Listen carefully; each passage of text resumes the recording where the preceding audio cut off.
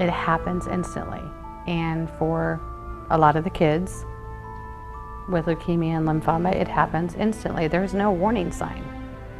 I didn't know if I was going to make it or anything like that, and I was really scared.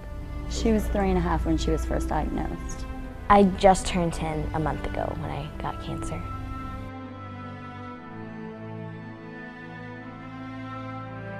She was getting kind of fatigued, tired, not herself. So I had taken her to the doctor, and they had said that she had a viral infection. It was out of the blue. Kristen went to sleep on Christmas Eve, woke up on Christmas morning and said, "Hey Mom, there's something stuck in my throat." She was crying, and apparently the way they explained it was the tumor that was here was growing so rapidly, so fast, the type of cancer that Kristen was diagnosed with, it was cutting off her airway. So I took her to the emergency room. They poked her finger and the blood was just pouring out of her hand and it wouldn't stop. And I said, "Is that normal?" And I could tell on the looks of their face that something was wrong. My mom came in the hospital room crying. I'm like, "Mom, what's wrong?" They said that we're gonna bring in a hematologist oncologist, and I said, "A what?" And that's when they kind of gave us the inkling that she might have cancer. They didn't know at that point what it was. 4 hours later, they told me she had stage 3/4 cancer, and her chances were, at that time they told me 67%. And I said, no, they're 100%, she's gonna beat it. The doctor's office called my husband and said, "Take her to Shands." And when he got to the hospital, because he talked to the doctor, we thought he knew, and he didn't. He didn't understand why I was so upset, and I couldn't understand why he wasn't upset at all. So when they came in, we were prepared, and he wasn't. And they had said that she had cancer, and he was just, he was floored. He fell and was just like, it was really hard.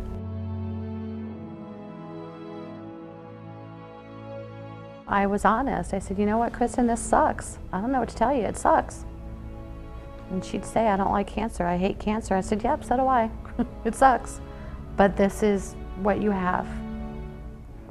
We're gonna get through it. She had seizures and strokes from one of the chemo meds right in front of me, and it put her in ICU paralyzed. I couldn't even go outside and play. We only could go outside and look at the fish. That was all. At the hospital? Yes. Yeah, but I like doing that. I was playing soccer at the time, and I had to stop because I was in the hospital, and I was really sad about that because I love soccer, a lot. I just love it. A lot of learning, a huge, huge change of lifestyle. The first year, I think the longest I was in the hospital was 4 or 5 months at once. Sometimes my mommy, my daddy, or my grandma had to come. Seeing all my friends, they were passing away. And I think that was the worst part. Not all the shots and the chemo or anything like that. I think it was just seeing the other people in pain, and that made me in pain because I hated seeing people in pain. She had never really dealt with death at age 10, and that was a concern for me because she's lost a lot of friends. And when you have a child fighting cancer, you have to have facts. You already have your own hope because they're your kid, but you have to have facts, and you want the truth. You want to know what if, what if, what if. And that's when somebody sent me a letter about rock.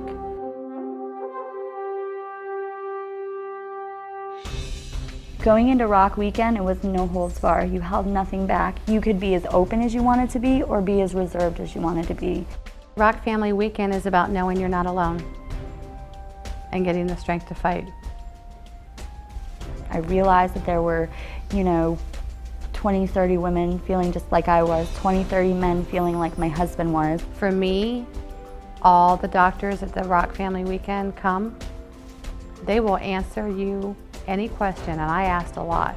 The men opened up and you watched all of them come out wiping tears from their face, and I was like, wow. The kids go to classrooms and have fun. They're in their own separate sessions. We got to do like all kinds of things. That was like so much fun. For my older two daughters, it was very informative. The girls understood a lot more what she was going through by talking with kids their own age. And that was really helpful because my daughters realized we are not the only ones who have a sibling with cancer. We each got a little piece of paper, a square piece of paper, and we drew a butterfly and colored it in and stuff. And I remember how at the end of the weekend, they put all of the butterflies together in our group. It was beautiful just to see like all the butterflies. And just not until like a few months ago, I figured out why we did that. We did that because butterflies mean freedom. Once they escape, they're free. After I did that, like the weight of the world was off my shoulders. I knew that I was not the only one who was feeling the way I was feeling. All the families that I talked with outside, at the poolside, at the dinners, were all the same thing. I'm learning to live life day by day. This is my new normal. And that's what I learned at Rock. It's amazing. I mean, it was one of the most amazing experiences that we've had through all of this.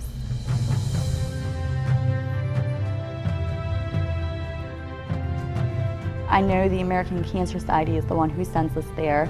The whole weekend is cost-free. We didn't pay a thing to attend Rock Weekend. That was, when they approached me with it, that was the first question I asked. Even if it was to cost $300, there's no way we could have done it. We couldn't have gone if it wasn't a non-paid trip for us. There was no way. We had the resources. There's a lot of families out there who struggle. You know, they struggle financially, they struggle, you know, emotionally. And I think going into this weekend, it brings you back together and makes you stronger.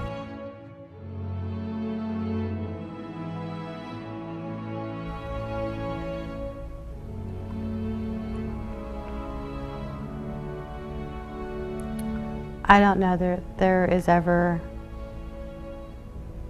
words strong enough to say thank you to anybody for donating. I think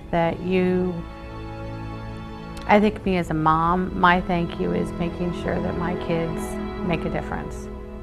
Thank you. Because really, it put our family back together as far as unity. You can't beat cancer without the fighting spirit. And Rock gave her the fighting spirit. So it's so important that if you can do it financially to be able to help, it's the biggest gift. You should feel wonderful, rewarded. Every dollar you give, then a kid could have survived because of that dollar. It's what we need to function again, to realize that we're not the only ones going through this. I didn't want my little girl to grow up fast, but she did. She never complained, ever. We are done. We just finished up our final chemo. Her last bone marrow and spinal fluid came back negative. We're done. For now, as long as it doesn't come back, we're good. I think Kristen is the type of child that will be able to tell her story once she comes to grips with what the whole journey was. I'm Zoe Thompson and I am 5. Hi, my name is Kristen Austin and I'm 12 years old. I kicked cancer's butt.